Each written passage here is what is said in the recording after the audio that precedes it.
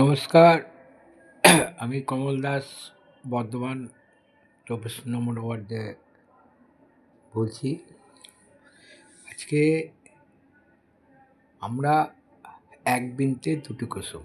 আমাদের পশ্চিমবাংলায় কিন্তু হিন্দু মুসলমানরা এক, সব ভাই ভাই। কিন্তু এই যে হুমায়ুন কবির কখনো কংগ্রেস, কখনো তৃণমূল কংগ্রেস, কখনো বিজেপি, কখনো তৃণমূল কংগ্রেস, আবার কংগ্রেস। আজকে উনি একটা রাজনীতিক খেলা খেলছে। রাজনীতিক খেলাটা কি?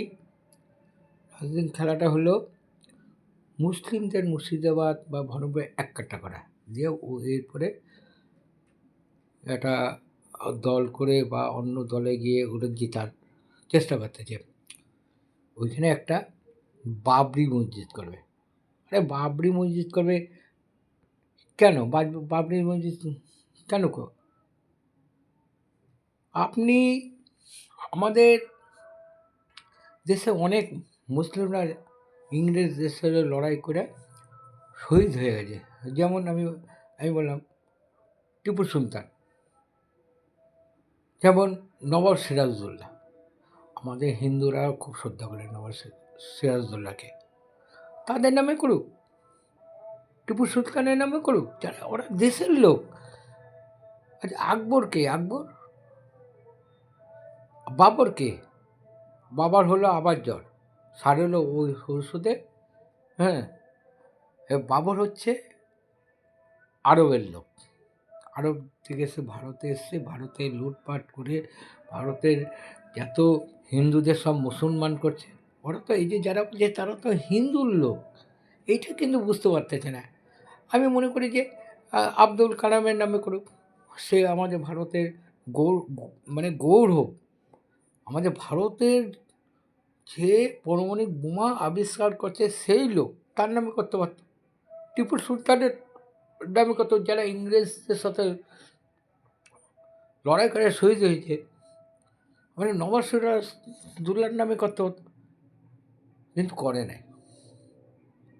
ওরা বাবরের নামে করবে। কেন? নবাব সিরাজউদ্দৌলা যে ইংরেজদের নামে ইংরেজের সাথে যুদ্ধ করে আজকে শহীদ হয়ে গেছে।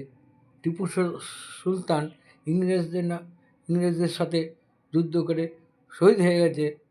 হ্যাঁ, তাদের নামে কেন করবে না? আমার বাবরের নামে করতে হবে? বাবর হাজার হাজার লাখ লাখ মানুষের কেটে গঙ্গা এই আরব সাগরে ফেলে দিয়েছে, তার নামে ওর নামে বাবর করতে হবে? হ্যাঁ, আরে রাম তো আমাদের দেশের লোক। রাম তো আমাদের দেশের লোক। এটা নিয়ে এত চিন্তার কী আছে? হ্যাঁ, রাম তো আমাদের ঠাকুর, ভগবান। হ্যাঁ,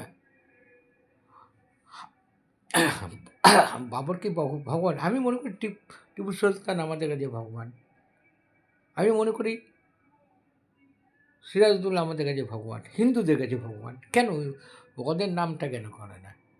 কত ওইটা মসজিদটা হতো টিপু সুলতানের নামে, নয়তো সিরাজউদ্দৌলার নামে, নয়তো আব্দুল কালামের নামে। এইটা করে না। মানে একটা দাঙ্গা ছাড়া ওরা দাঙ্গা লাগাবার চেষ্টা করে। এই কিছু কিছু মুসলিমরা আছে এত অশিক্ষিত, তারা বুঝে না, বুঝতেও শিখে না। কেন বুঝতে শিখবে না? দেশের লোকের সত্য করবে না? আজকে আমাদের দেশটাকে স্বাধীন করতে গিয়ে কত মুসলিমরা শহীদ হয়ে যায়।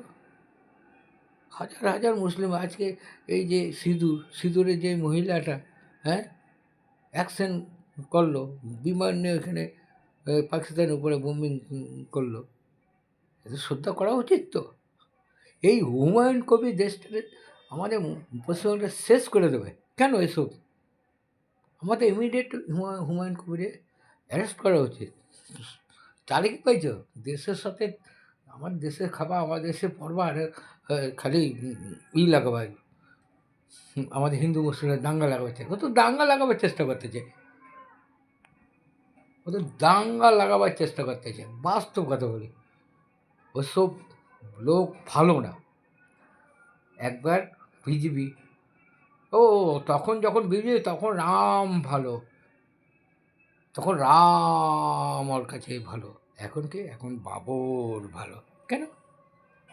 লজ্জা করে না? লজ্জা করার মতো লজ্জাহীন। হ্যাঁ, টিপু সুলতানের নামে মসজিদটা করলে কী হতো? আর মাথায় করে ইট নিয়ে যাচ্ছিস, আরে কও যে টিপু সুলতানের নামে করুক।